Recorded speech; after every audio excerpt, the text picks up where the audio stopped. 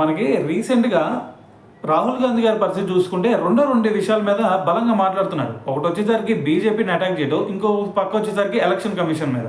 అయితే ఆయన అంటుంది ఏంటంటే 2014 నుంచి ఏదైతే బీజేపీ మరి రాష్ట్రాన్ని పరిపాలిస్తూ ఉందో అప్పటి నుంచి ఆయనకు ఒక డౌట్ ఉందన్నమాట. ఎవరి మీద? ఎలక్షన్ కమిషన్ మీద. ఎందుకంటే ఓట్లని వీళ్ళు దొంగతనం చేసి, లేదు అంటే దొంగ లెక్కింపులు చేయడం కానీ, లేదు అంటే మరి కొత్త ఓట్లు లెక్కించడం కానీ, ఉన్న ఓట్లను తొలగించడం కానీ, సో ఇటువంటివి చేసి బీజేపీకి మరి వీళ్ళు హెల్ప్ చేస్తున్నారు అని చెప్పేసి ఎలక్షన్ కమిషన్ గురించి మాట్లాడారు. సో దాంతోపాటు ఆయన అంటుంది ఏంటంటే ఇది మొన్న ఎలక్షన్లో కనుక ఇంకొక 15 సీట్లు కనుక బీజేపీకి రాకుండా ఉన్నట్టయితే మొత్తం సిచ్యువేషన్ మారిపోయేది. మరి మోడీ గారు ప్రధానమంత్రిగా అయ్యి ఉండేవాళ్ళు కూడా కాదు అని చెప్పేసి ఇంకో స్టేట్మెంట్ ఇచ్చారనమాట.